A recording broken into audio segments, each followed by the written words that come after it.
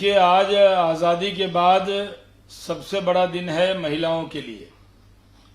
उनको नरेंद्र मोदी जी इंसाफ दिला रहे हैं, नाइंसाफी को इंसाफ में बदल रहे हैं, अन्याय को न्याय में बदल रहे हैं, आधी आबादी को संसद विधानसभा में आरक्षण दे रहे हैं और जो सीटें हैं उसके अनुपात में दे रहे हैं।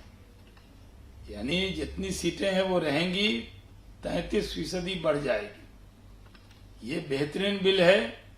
मैं प्रधानमंत्री जी को बहुत साधुवाद देता हूं, उनको बहुत मुबारकबाद देता हूं और पूरे देश की महिलाओं को, बहनों को मुबारकबाद देता हूं कि उनके लिए ऐतिहासिक दिन है। देखिए, विपक्ष शुरू में नहीं समझता है, बाद में जब अमित शाह जी समझाए हैं तो समझ जाएगा। उनको, राहुल गांधी को, विपक्ष के नेता हैं, उनको समझने में थोड़ा देर लगती है। ये आज से नहीं, अनेक दिनों से हम लोगों ने देखा है।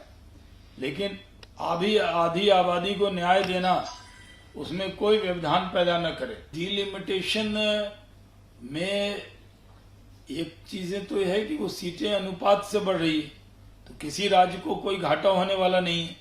ये दुष्प्रचार कांग्रेस कर रही है, लेकिन उसका कोई लाभ कांग्रेस को होने वाला नहीं।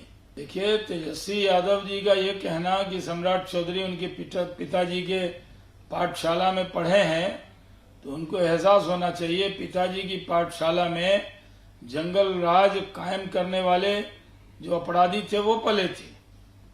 उसमें बहुत से अच्छे लोग भी थे और बहुत पाठशाला नहीं थी उनकी। लालू यादव जब पहली बार मुख्यमंत्री भी बने तो यही शकुनी बाबू और कई लोगों के सहयोग से बने। उस वक्त तो भारतीय जनता पार्टी ने भी उस सरकार का सपोर्ट किया था जब 91 में वो सरकार बनी थी।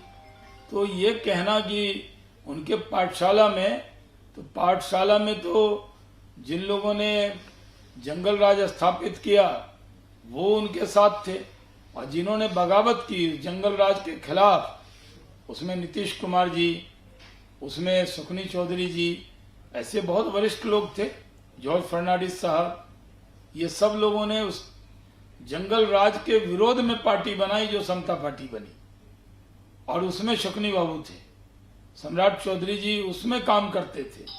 ये जंगल राज के विरोध में आवाज बुलंद करने वाले, सुशासन को आगे बढ़ाया जाए इसके लिए आवाज बुलंद करने